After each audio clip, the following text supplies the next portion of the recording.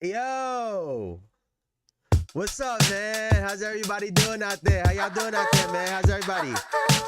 How's everybody, man? Everybody having a good Friday? Y'all had a good week? We back, baby. We almost at the week. We at the weekend, baby. Let's go.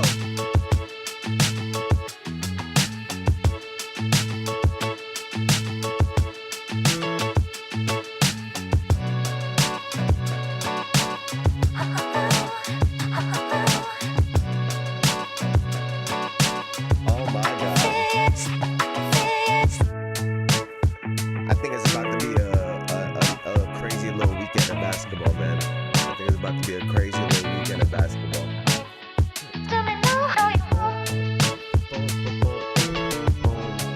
All right, man. We're gonna get started in just 1 second. I don't know what the fuck I'm doing.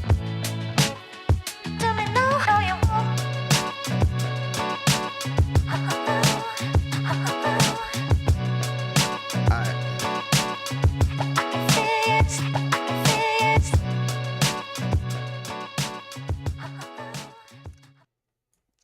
Welcome to another episode of the Jayson Estrera podcast, where we talk about basketball as accurate as possible. Now, there's only 3 games going on.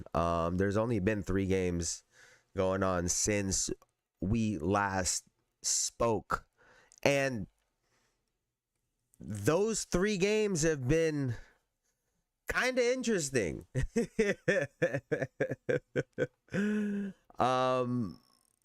My New York Knicks lost on Wednesday night. The Boston Celtics rallied behind Jaylen Brown, and I think some of it too had to do with those guys playing well for Jayson Tatum, Derek White in particular. And so we'll talk about that game. The Golden State Warriors got knocked out. I swear, the Minnesota Timberwolves tried their best to extend the series. I swear. Those guys tried their best to extend the series, but it didn't happen.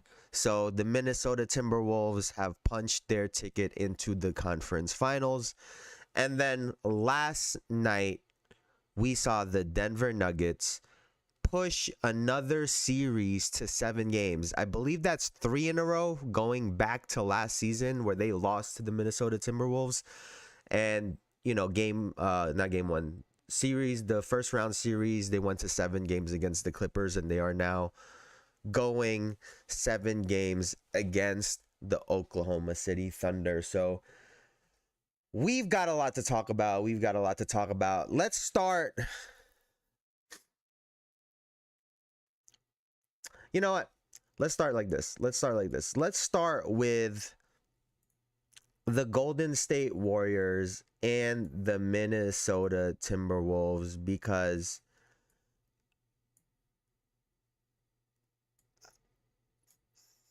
I didn't love the way these guys looked to end that game. And the Minnesota Timberwolves, it looked easy. It looked extremely easy for them, this win. They took the win 121-110. They're now in the conference finals, and they did that behind 29 for Julius Randle, who had an excellent series. Let me look at what he actually averaged for this series, because he had an unbelievable series in my opinion. 25.2 points, 7.4 assists, 6.6 rebounds a game on 53% shooting from the field, despite only shooting 29.6 from 3, which means he is being extremely efficient in the paint. He's, hitting his layups, getting to the free throw line, all of those good things. Anthony Edwards also had a great series, 26.2 points, 7.6 rebounds, 5.6 assists, and shot 47.5% from the field and 44.2% from 3. So they both had a great series. I think the assist numbers for Julius Randle is, to me, what really stuck out, because he he was really a point forward for this series, and when the Minnesota Timberwolves have been at their best, it's been Julius Randle being a ball handler slash facilitator, playmaker. It's been Anthony Edwards handling a lot of the scoring and also reading the defense, kicking when he needs to. But that, I think, has been the dynamic that's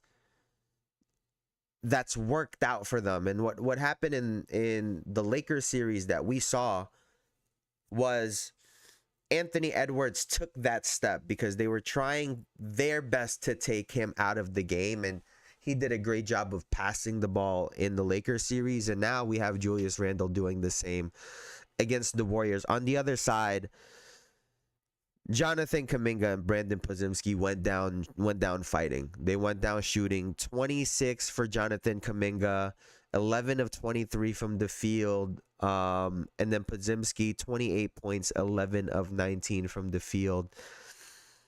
And then when you look at Jimmy Butler, 17 points, 9 of 11 from the free throw line, 4 of 11 from the field. And, you know, those free throw attempts, 11 free throws, so that's like another 5 shots. So he's at, let's say, 16 shots for the game. Another 5, that's another 5-6 shot attempts, right? So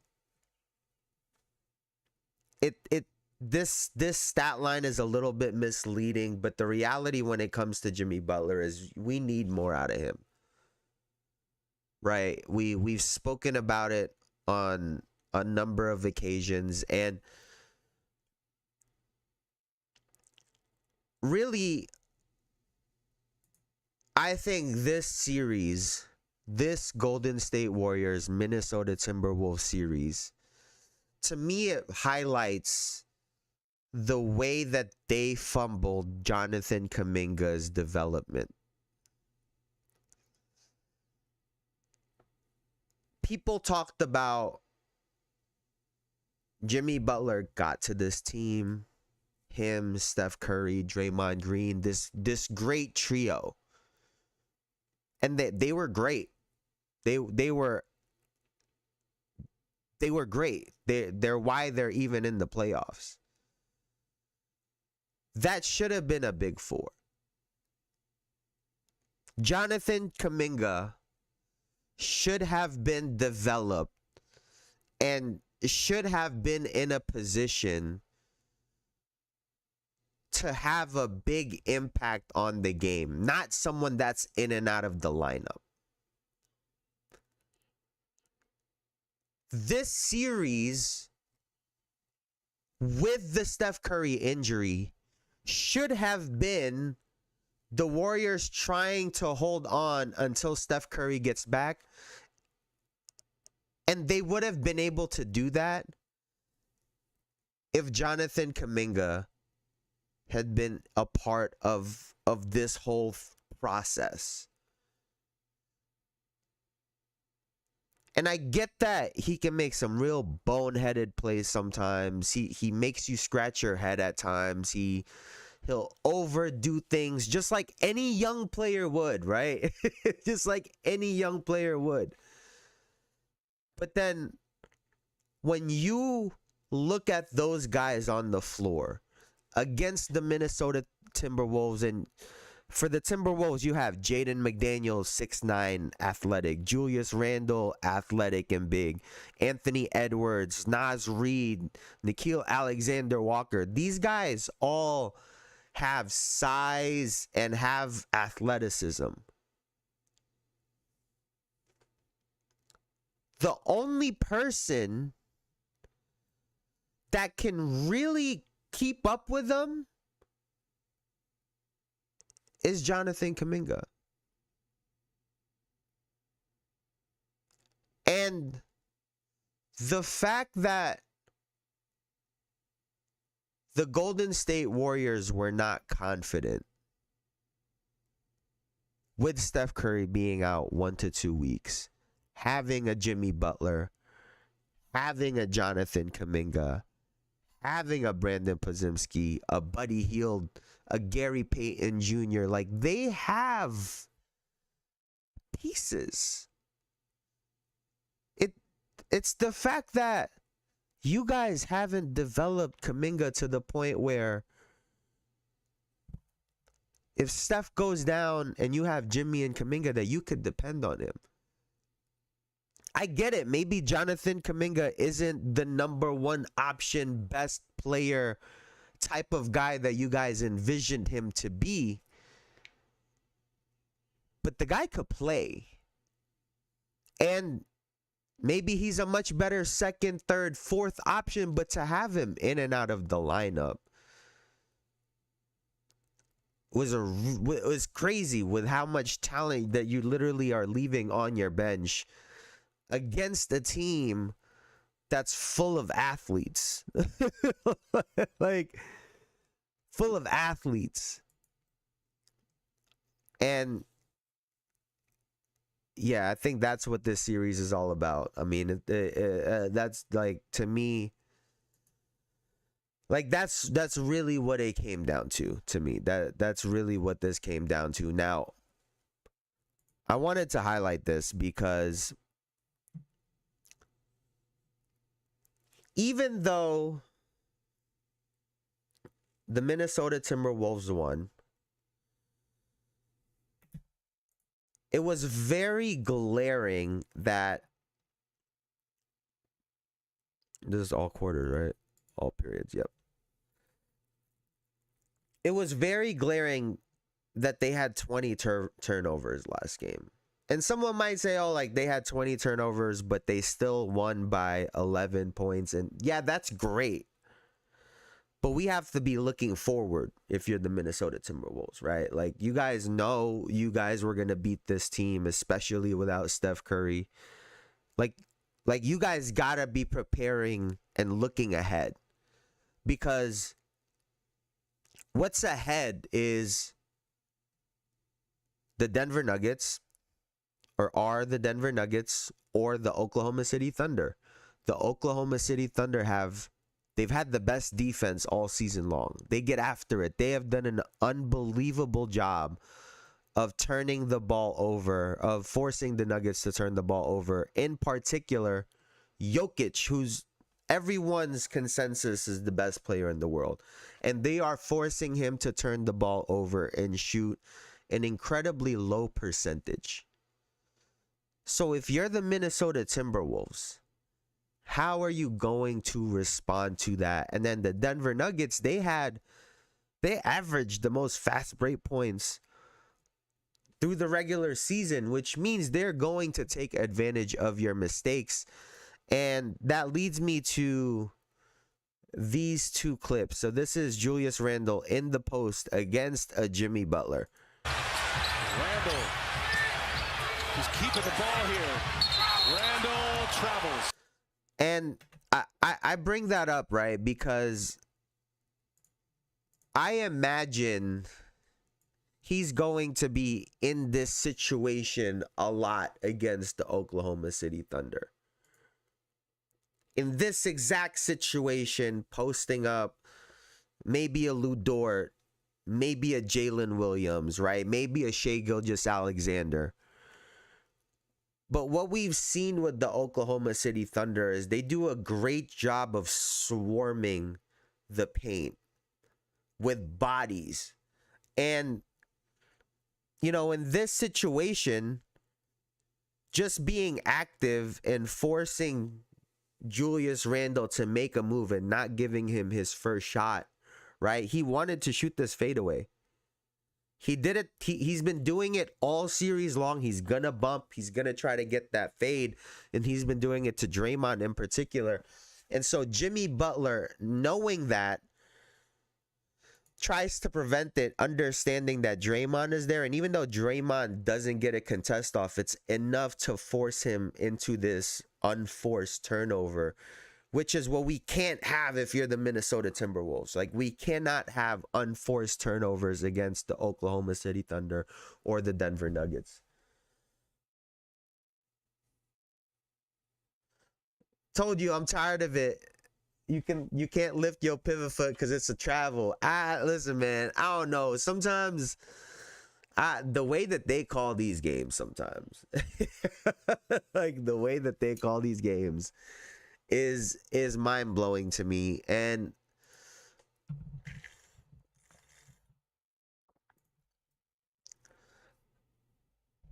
now we're gonna look at Anthony Edwards, who, hey, let's take a look at how many turnovers he had in the fourth quarter. It felt like he had like 3 or 4.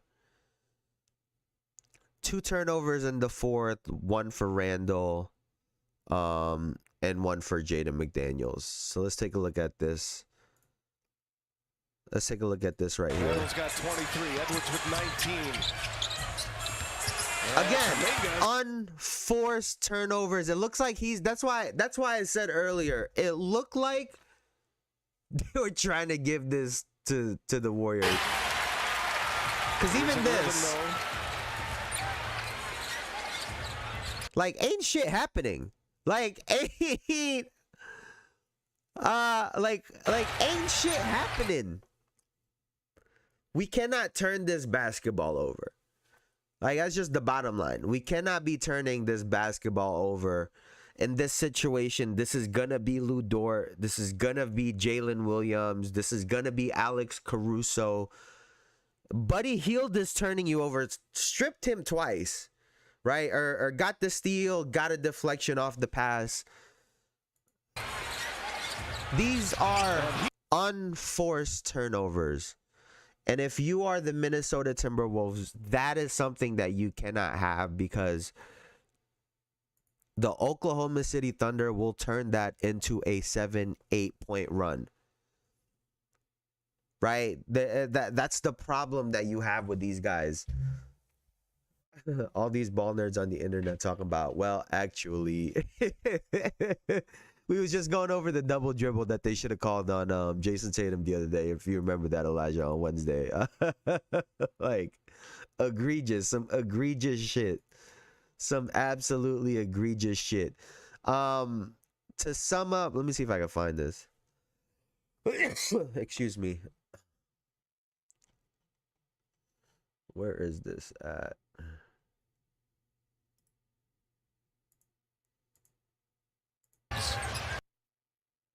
Let's look at this, man. Like, this should sum up what that series was right here. Edwards gets the switch. Now the double. That's a deep Randall three. for 3. Late clock. And He dancing and shit. He dancing. Look at Steph's face. Yo, Steph's face. He can't. Yo, he can't do nothing. He can't do anything about it.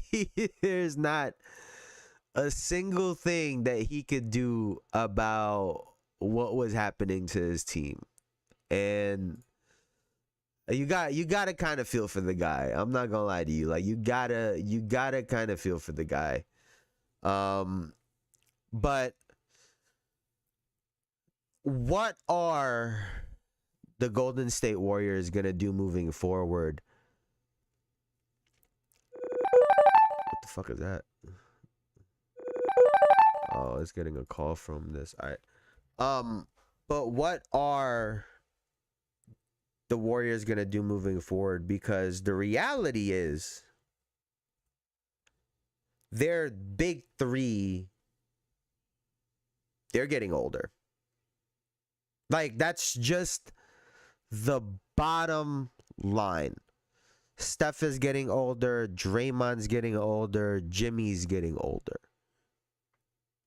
And we saw how exhausted Steph and Jimmy looked at different points of this season and in the playoffs. And we are seeing how difficult it is for the Warriors, who I'm just going to assume, because it's Steve Kerr and because of their championship pedigree, I'm going to assume that these guys are at least as prepared, if not more prepared, than all of these teams. Like they know what's coming, they know what to expect.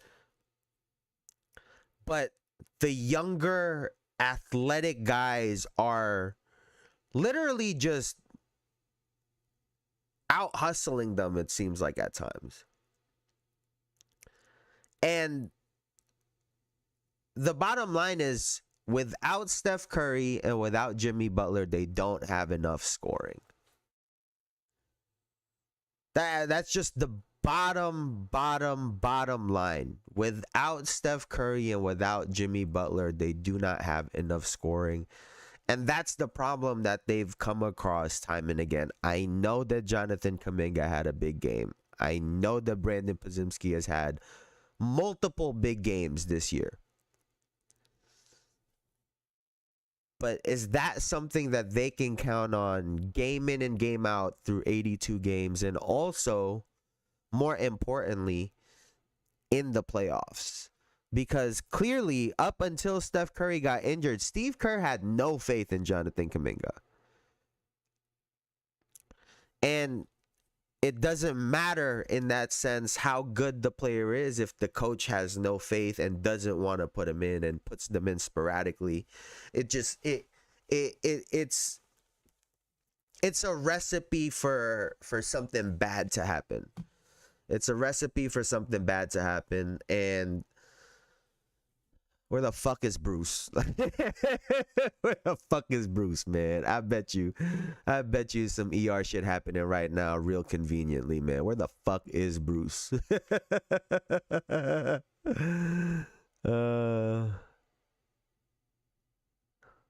I said blow it up when, who's Kaylee? Before Clay left. If 1/3 left, I didn't think it would work. They just need to get somebody young. Like, they need some athleticism. Like that's, and the most ironic thing is they're going to get rid of Kuminga or whatever, and it's like, that's exactly what you was looking for. Like, did you see the Dallas Mavericks have the thing?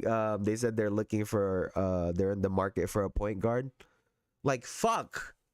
Wouldn't it be nice if they had, I don't know, like a Luka Doncic or a Jalen Brunson for the point guard? Like, wouldn't that be fucking nice to have? We're seeing a lot of these situations where teams are getting rid of something that they have. The Lakers get rid of Anthony Davis and then turn around and say, shit, we need a big. Like, what? Like, what? You need a big? You just got rid of Anthony Davis. It's like it's one of those weird things because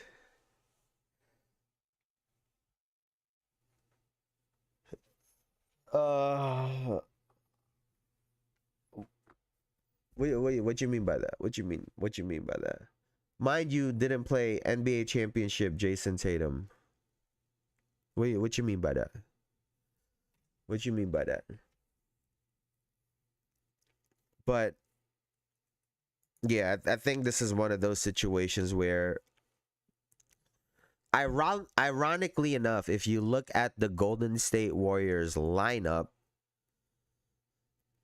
right, you have defenders: Draymond, Jimmy, Gary Payton Jr., Kevon Looney, right? You got defenders. And then you have guys that are also solid with Steph Curry, Buddy Hield, and Podziemski, right? Even though Podziemski is undersized, I think he's solid. You know, you have shooting with Buddy Hield, Steph Curry.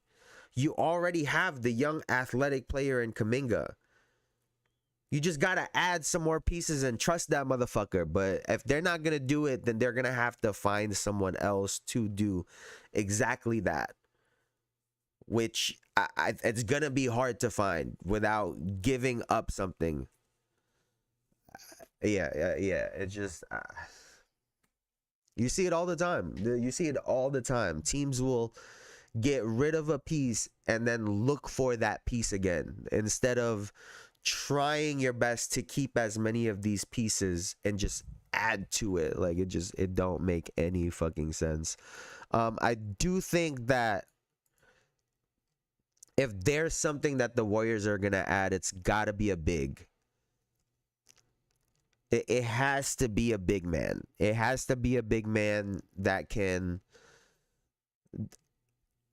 they need an Andrew Bogut type of player again. Someone that's got a lot of size, is an enforcer, but then on the offensive end, you could put him at the top of the key and he can make plays. He's not going to necessarily shoot it, maybe like a Quentin Post, but can make plays. That's what they're really missing right now. With their big, I think that's what made them extremely dynamic. That was very underrated because Draymond got a lot of that credit, but Andrew Bogut made them extremely dynamic with the dribble handoff plays with Clay and Steph, with the backdoor cuts that he could hit cutters on those passes. So if I'm the Golden State Warriors, if you're gonna get rid of Jonathan Kuminga, you have to try to get a young athletic wing player, and you have to try to get a big that can make plays, play defense, be physical, and can pass and make plays.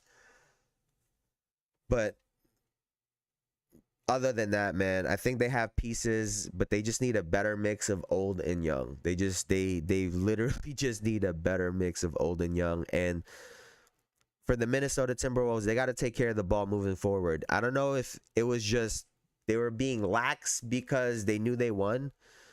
I don't know if they just took their foot off the gas, but they can't keep playing like that and expect to win the next series.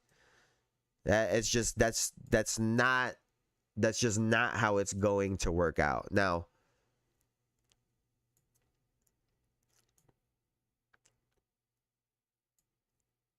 the NBA has taken a little bit of heat this week because the draft, right? Cooper Flag going to the Dallas Mavericks. Everyone is yelling rigged. Everyone and their mama is yelling rigged. And what did I say on Wednesday? I said on Wednesday that for the Denver Nuggets game, it would be in their best interest to see a game 7 out of this series. You have the two MVPs. You have two of the better teams, two of the best teams in the NBA going at it. Two different styles of play. Games have been close. Games, a number of things have happened in this one series. And that's exactly what we saw. That is exactly what we saw. The Denver Nuggets forced the game 7. And to me, the story of this game was two things. There were two key points in this game for me. One, the NBA is not going to beat the rigged allegations because 4 personal fouls on Shai Gilgeous-Alexander. 4 personal fouls in the first half. Mind you, the man still had 14 points. But 4 personal fouls in the first half on Shai Gilgeous-Alexander. So that's number one, right? That is number one. And number 2, Julian Strawther. Julian Strawther was unbelievable. I'm going to yell rig till he retire. Operation Capture the Flag was compromised. A shame, a near flawless effort by my Raptors. It's the business of basketball, Elijah. It's the business of basketball, dog. It is what it is. It is, amen. It is what it is. New ownership.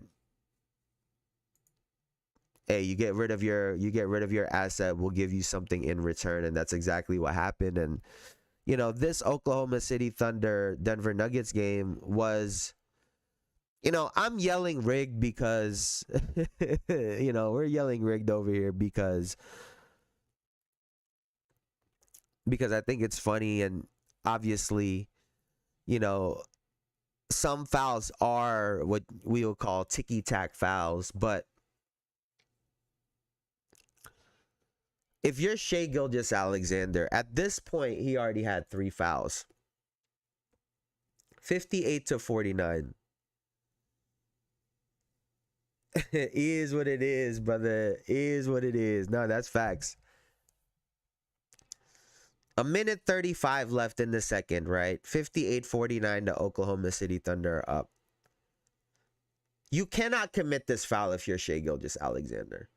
Under no circumstance can you commit this foul. You have to do more tonight because of the health of Murray. He said, no, I'm going to let the game come to me, and it has. A steal, and now Gilgeous-Alexander just got called for his 4th foul. And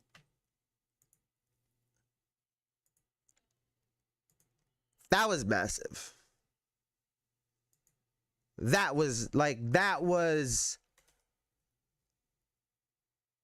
That to me was really, really massive because they really had an opportunity to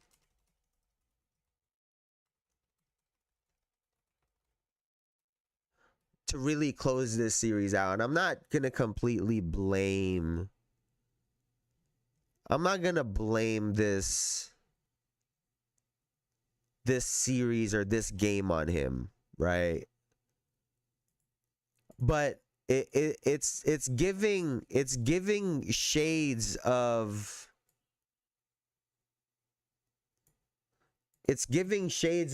last year.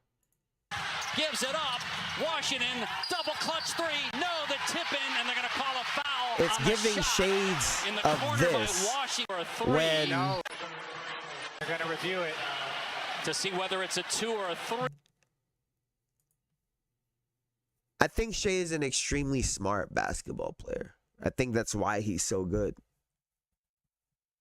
But you cannot put yourself in a position to commit some of these fouls at your talent level, at how smart you are at the game, how important you are. These types of mistakes you can't make. We just talked about Anthony Edwards and Julius Randle. Like, you guys cannot be... Like, the other guys on your team can make this mistake. You can't be the one to make these mistakes.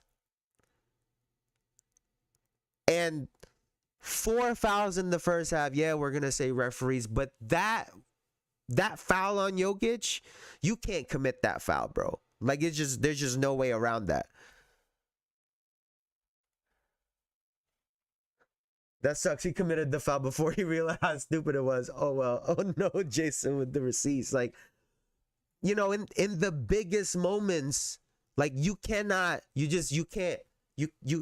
make those mistakes. Because you're going to be a part of the big moments. You're the best player on the team. You're always going to be a part of them. Right? The best players always find a way to be by the basketball during crucial moments of the game. And he's going to be there. And on defense, as good and as much credit as I've given him, you cannot have those mistakes during crucial times. And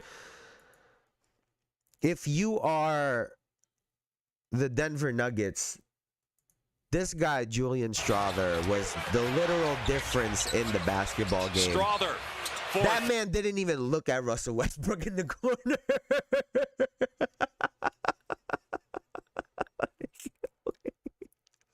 Wait, do you see this? Wait, do you see this? He didn't look. He didn't flinch. He didn't look. He didn't pay him no mind.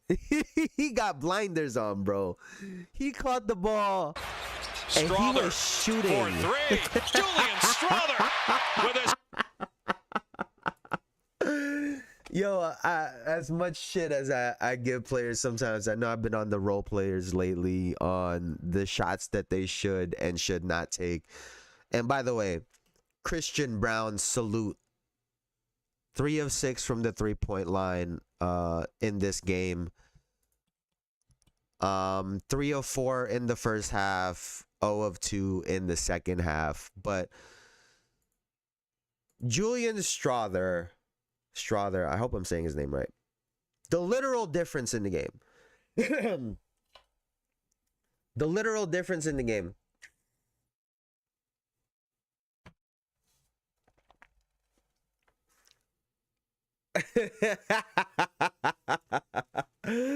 No, that's facts. He's, you know, a really confident player, right? I'm be honest though, it doesn't matter who in that corner Julian was pulling that.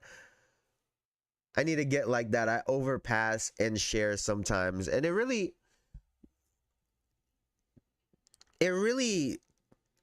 this is what that comes down to, right, Elijah? You need to practice being like that at all times. That's really what that comes down to. Because the player that doesn't take those shots in practice, that doesn't demand those shots, that doesn't try those things in practice, it's going to be a problem when you try it in a game. But if you're in practice taking those shots, in practice demanding it, that's how you gain the trust of your coach. That's how you gain the trust of your teammates to now be that guy in those moments. So when the time comes in a game, no one questions it. I'm sure that's how someone like a Andrew Nembhard turns out the way that he does, because you have a coach in Rick Carlisle who's been here and he knows his way around NBA locker rooms. And I'm sure Andrew Nembhard will go through practice and play like shit for 75% of it. But that last 25%, he different. He different. And that's something that you have to show before the games. You can't just pull that out in a game. That's something you got to walk into practice like, I'm a ISO everything. I'm ISO everything. And they put him in the game to shoot those shots, talking about Julian Strother, and he was massive, but he was the literal difference in this game, right? The score was 119-107. The Denver Nuggets won by 12 points, and Strother had 15. He was the actual difference in the game. -3 without his points. So if you are the Oklahoma City Thunder, you've got to be feeling pretty good, because they threw something in there that, one, you were not expecting, but two, that was the only difference in the game, because you guys have been able to withstand good games from Jokic, good game from Jamal Murray. So, I think the Oklahoma City Thunder are still very confident going into Game 7. Me and Michaela watching you on TV, she don't really watch ball like that, but I told her to lock in the Jayson Estrera show is on. Oh shit. Hi Michaela. How y'all doing? All right, we gonna talk hoops now. We gonna talk some hoops. But yeah, so we'll look ahead to Game 7 in just a little bit. Was there another clip that I wanted to go over here? Here, we were talking about the dunker spot, right? Because 43-point attempts a game. Typically, Aaron Gordon was the one that's been in this spot for the last however many years. And through the first 5, just 31 tonight. Points in the paint, up as well. So Jokic literally surrounded by the whole team. Jamal Murray not even close to the play. But Brown has been in this spot for all 6 games, and I'm glad that Jokic said fuck it and finally threw him the ball, because I think you need to do things like this just to keep them honest.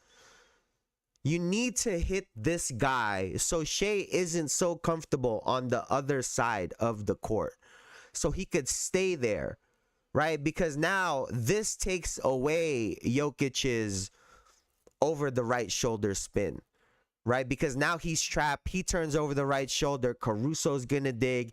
Shea is gonna be there. Now he got to throw some Hail Mary pass to fucking whoever, right? And the likelihood of him turning the ball over is very high.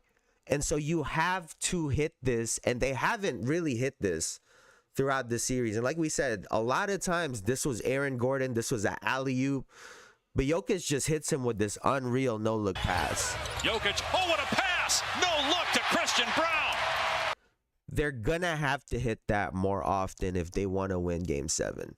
I think that that's gonna be massive. They're gonna have to switch between Aaron Gordon and Christian Brown, because I think that they have to hit that and not just keep hitting the opposite, the weak side corner 3 all game long. And for the Oklahoma City Thunder, they scored on this, but it's just basketball is just so different nowadays. Jake Gilgeous-Alexander, the front runner. Let's take a look at this. Jalen Williams in the corner. What do we always say? What's like the first thing? This is like day one shit that they teach you in basketball, right? In basketball on defense, one of the first things that they teach you that you'll learn is you have to stay between your man and the rim. Eyes on the ball, and you have to stay between your man and the rim at all times. They kick this to Caruso. There is no one in the paint. And I get that Jokic is like kind of right here. But why are we not hitting this pass? Why are we not hitting the alley-oop, hitting a pump fake, bounce pass? Like, why are we just constantly settling for this shot when we can have a consistent, easy shot right here? Because then what happens is the next time they're in this situation, it's going to pull Jokic a little bit further. Chet's going to be able to get a wide open 3 off of this. And it gets another easy shot for someone like Shai Gilgeous-Alexander, who has to work so hard for his shot at times. But, you know, just some things that I've noticed from both teams, just little things that they could add to get some easy buckets. Because right now, for the Nuggets, if they're not hitting their threes, everything is hard.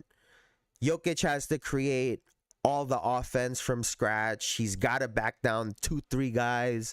He got to swing the pass. He got to fake one-way, come back, spin. Like, he has to do the most to get a bucket. And I think a part of why that is that dunker spot has been so underutilized for them as of late. And now all they're doing is settling for the 3-point shot. And then if you're the Oklahoma City Thunder, got to get some easy shots for Shai, right? I think that's something that they got to think about moving forward with him, because teams are going to load up. It's a matter of, can you get some pin downs for him? Can you get him on some flare screens, some curl plays, so that he can just get one dribble, get to the rim, one dribble, pull up, instead of having the dribble from half court every time, right? They got to figure a way. No time to talk today. Just stopping by to wish your Knicks good luck today. Oh, if that ain't the nicest thing you have ever said, I appreciate you, Bruce. I appreciate you. I appreciate you, man. Thank you so much. Thank you so much. Now, moving right along, because, you know, he came right on time, right? To go from the first game that was, or the second game that was rigged, to the first game that was rigged. Like, bro. Like, how does Karl Anthony Towns have 3 fouls in the first half? 3 fouls in the first half. 3.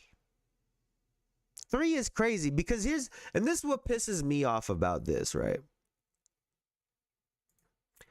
What pisses me off about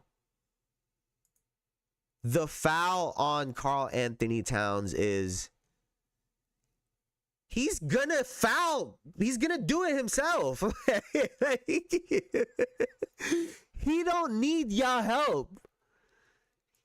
He gonna put himself in shit situations and foul the other team.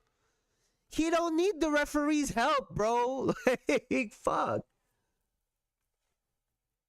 What's up, Bruce? Hope you have a good day. Weekend. Oh, y'all so nice, man. Y'all been on some kumbaya shit this week. I don't know what's going on. I don't know what's going on. But let's take a look at some boneheaded shit right here, man. What the fuck? So gritty. Towns had that knocked away by White. There's no way. First and foremost, there's no way he's blocking you. Derek White should never block your shot. Sorry, he should never block your shot.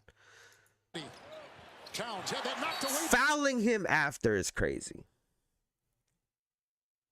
Fouling him after is crazy. So, we lost 127 to 102. It's like it shit wasn't even close. Like, it's one of those things where, like, all you could do is laugh. Right? It's one of those things where all you could do is laugh. I don't know how many of y'all are like me, but I grew up a really angry kid. And I've always done this. But you ever play 2K after your team lose? And then you use your team to go beat the fuck up out of somebody else just to take it out on somebody? Yeah. Yeah, no, that was me Wednesday. That was me Wednesday. Like, I'm that guy. I'm that type of fan. Hey, we lost in real life. You gonna get this ass whooping in the game. Like, I'm one of those. But I really gotta give. This was like a weird game. This was a weird game because I already told you guys I felt like there was a good chance we would lose game 5. It's just the way series tend to play itself out. The way the count was, we won game 4, 4-1 against the championship team. Typically, we'll lose game 5, win game 6, right? But the Jayson Tatum injury, I think, added like a different dimension to this. And to me, it felt like Derek White was out there shooting for his boy. Like, that's what this felt like. Derek White, they've shown him and Jayson Tatum are very close. They have their pregame routine, their ritual that they do. They bump balls, pause, and then shoot. I don't know if that's a double pause, but they bump balls and then they shoot. And so it felt like he was shooting for his boy. 19 points in the first half. 6 of 10 from 3, 5 of 9 from the field. And then, Jaylen Brown, who was unbelievable. Absolutely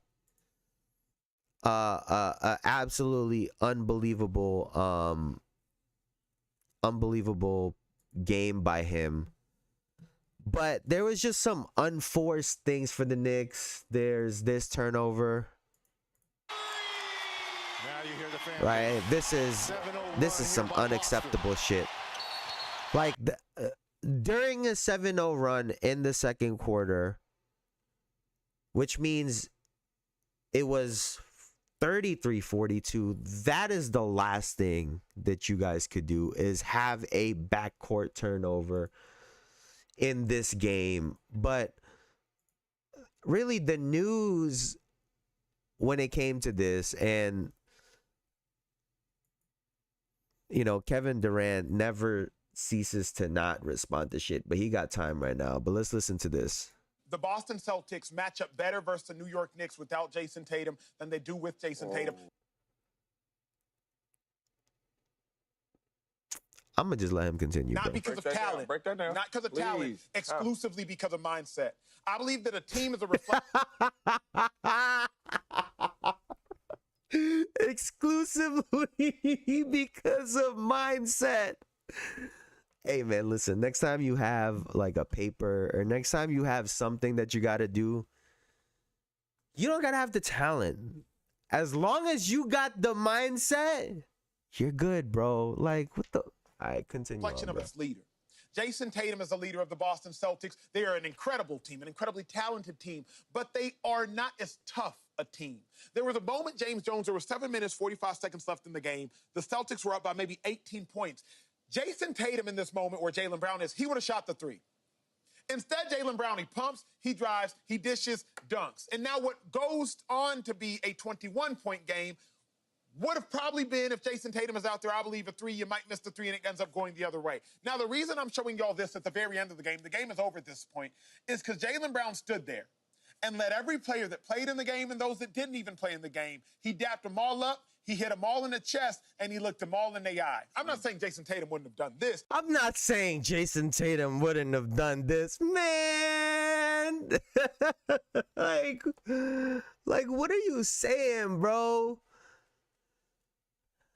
All right, Kevin Durant responds to this. Hot take artists have ruined the sport. Football guys, no disrespect, but y'all boys need to stay in y'all lanes. You don't know what it's like between these lines, man. Give it a break. Dudes who quit football early to pursue media talking mental toughness. Cut it out. The NBA lucky I'm not in it. They thought KD go back and forth. They would hate to see me.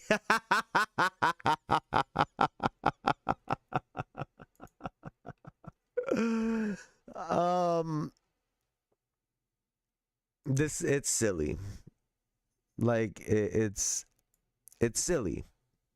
It's silly. The very style of play that he's talking about. They won a championship with Tatum making those same plays. And then like people just always conveniently forget to mention, or conveniently forget.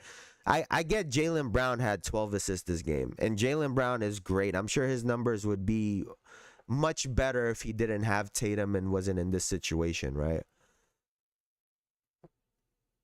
But Jayson Tatum averages the most assists on this team.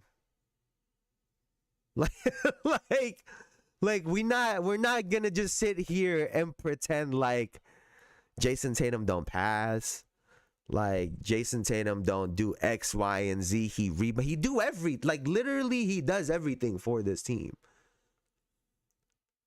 And this whole idea that teams get better, you guys do know that a lot of times when a player goes down, when guys lose coaches, a lot of teams win that first game, right?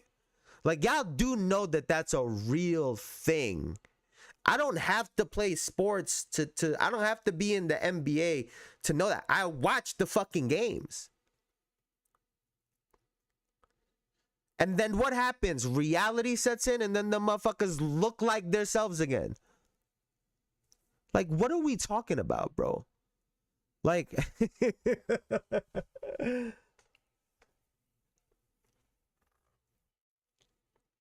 I was telling her I like watching you because you talk about basketball versus a guy like him who would just be chatting. This is the perfect example.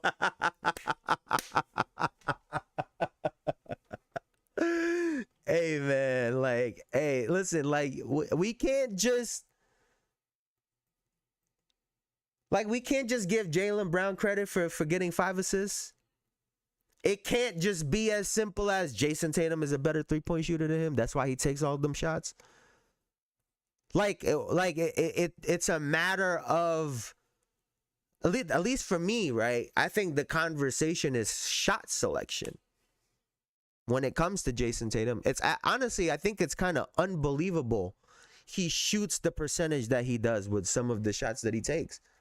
A lot of these guys, honestly, if these guys got better shots, I would imagine their percentages would be through the roof. If teams ran more plays, the Boston Celtics in particular, imagine, have you ever seen after timeout plays for the Boston Celtics? The Boston Celtics have, if you watch throughout the year, they have some of the best after timeout plays. They just don't run those plays in between timeouts. Because if they did, the Celtics would probably average like 130 points a game. Because they have great shooters. If you get better shots, better movement, you would be surprised.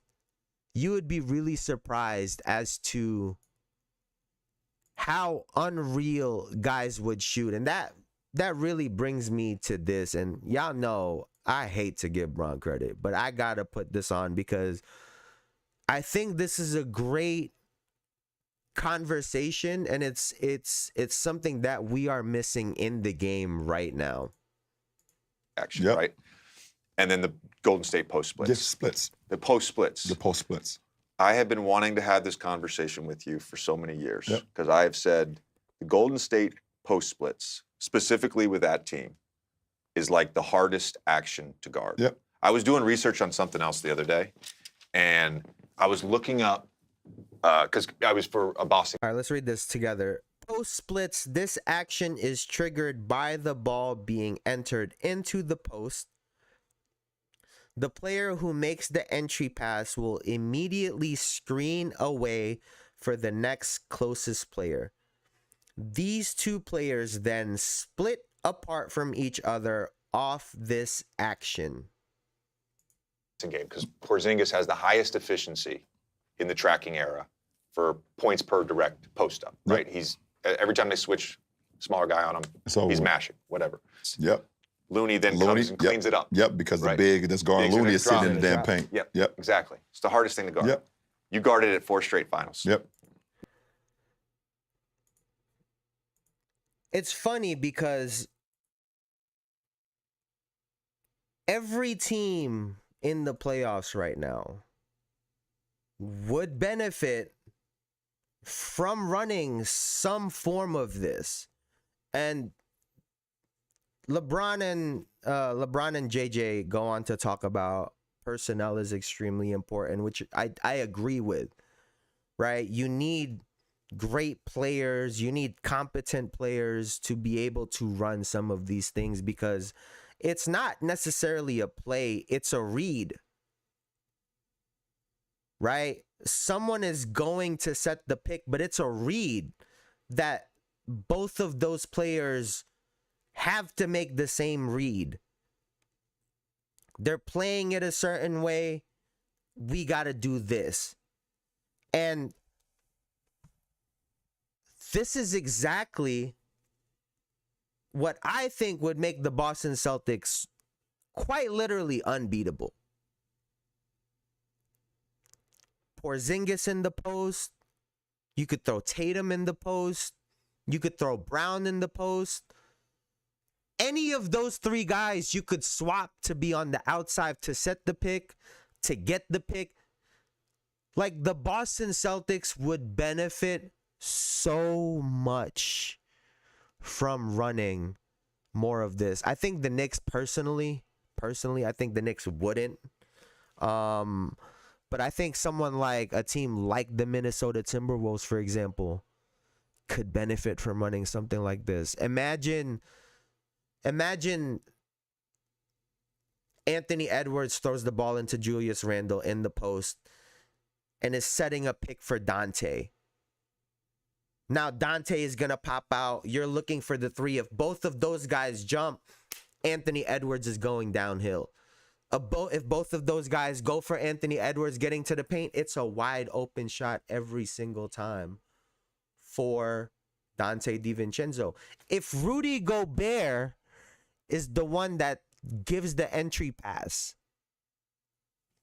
pick for Dante immediately. Pick for Anthony Edwards. Like, they have, I think the Minnesota Timberwolves would actually benefit so much from running more of this. The Denver Nuggets, I mean, Jokic is the ultimate post-up player. He could hit every pass in this situation, but for whatever reason, man, guys just don't, or coaches, teams just opt to not play this. And we talked about it before, right? The fact that people have dumbed down how great Steph Curry and the Golden State Warriors were. I think people have really dumbed down, and they don't get the credit that I think they deserve. Because if you look at the NBA now, and if you're coming into the sport right now and someone says they play like this because of the Golden State Warriors, you wouldn't be able to imagine the shit that the Golden State Warriors were doing. Because they're not coming down dribble into a high pick and roll, into a shot. Like, these guys were running actual plays, and they had different sets for different players, for depending on who's on the floor. It seriously undermines what Steph Curry does, how in shape he is. I know that people talk about it on the broadcast, but when people talk about Steph Curry just shooting threes, it really undervalues the shape that man is in to be able to run around the court all game long. And the IQ that those five guys have, because he's always moving, and the fact that they're always in unison to get him open, to get other players open, it dumbs down how great they were. Their defense never gets enough credit for how good their defense actually was. Their mid-range game doesn't get enough credit for how good that was. Getting to the paint, like, there's a lot of stuff when it comes to the Golden State Warriors that doesn't get mentioned, because the conversation stops at they shot a bunch of three-pointers and they have the best three-point shooter ever, and Kevin Durant cheated. Like, that's as far as the conversation goes for a lot of people, and it closes the door on, like I said, how good they were, because I think they were even better than what we talk about. Let me see what else we got. Oh, I had this thought watching the Nuggets game too.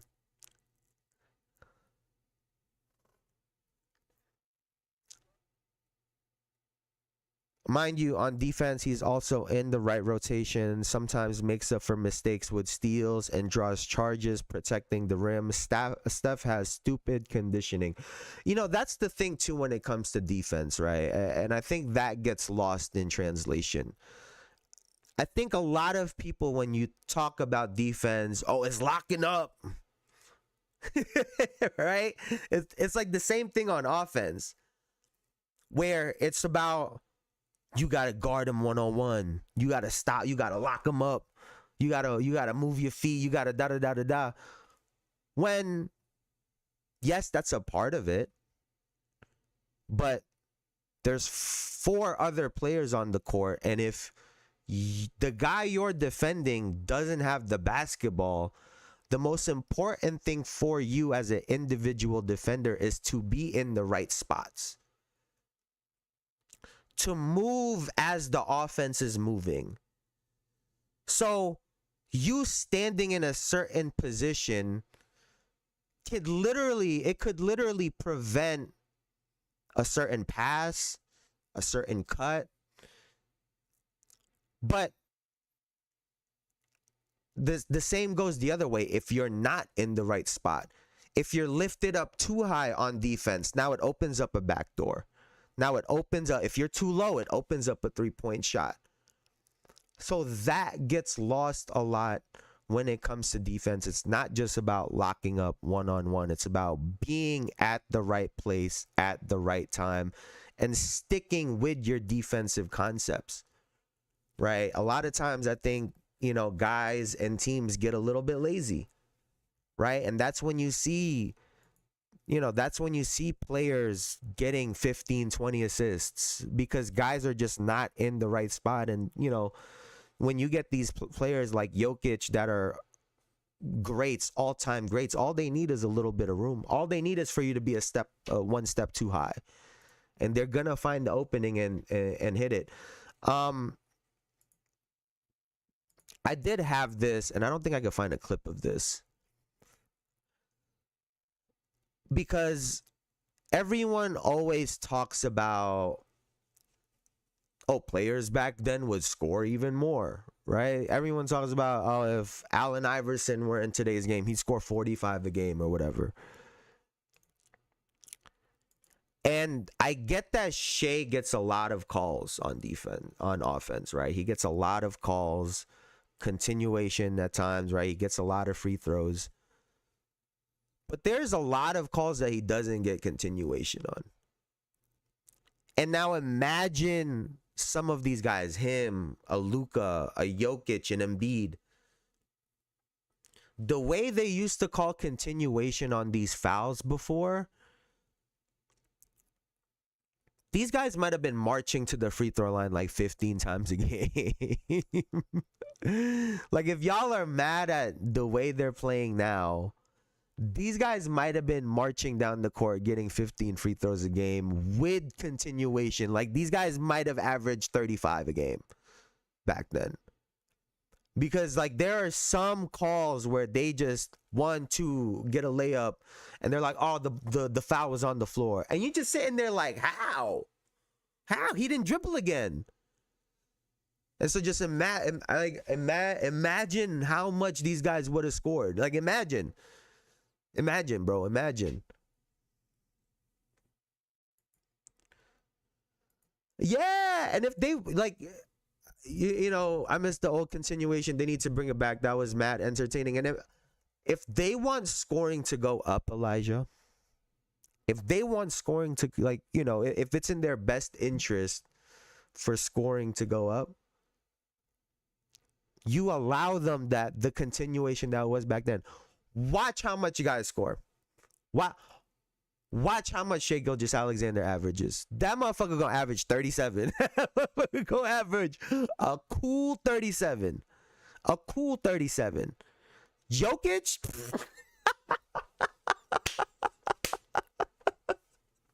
Jokic and him might average 40, bro. Off continuation alone. Them three. Jokic, Shea, and Luka, they might score 40 a game alone. Just off continuation. Bop, bop.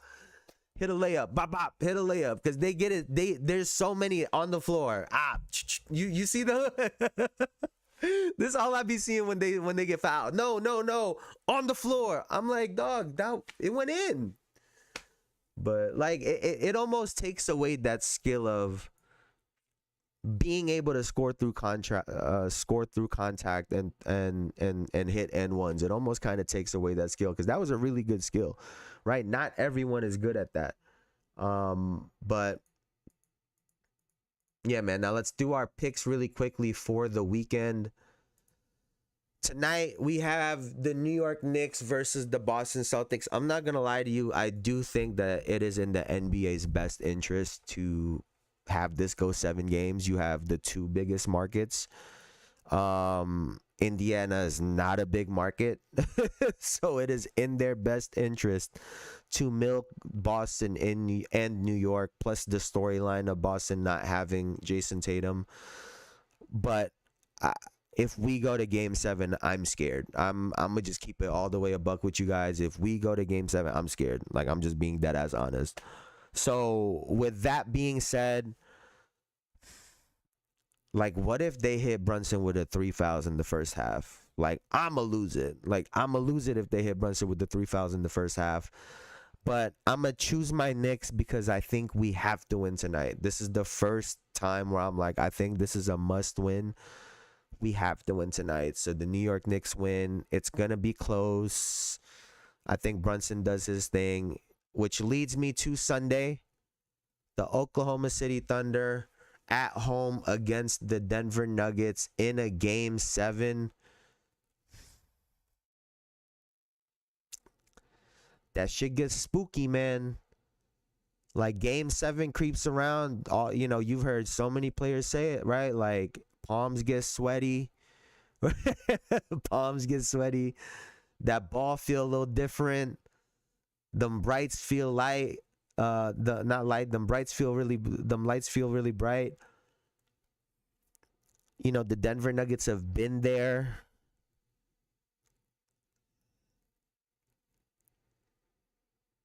I'm going to go with my gut feeling that I had from the beginning, which is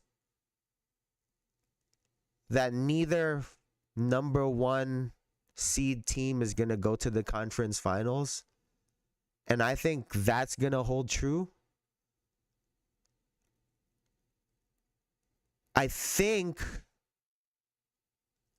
the Denver Nuggets somehow, some way, pull off the victory in Oklahoma City. Listen, it's just a feeling. I don't have some fucking magical basketball analysis on this. Like, I don't. I just have a feeling that neither number 1 seed are going to go to the conference finals, and the Denver Nuggets are going to somehow, some way pull this off. I thought they would have announced the MVP by now, but they haven't.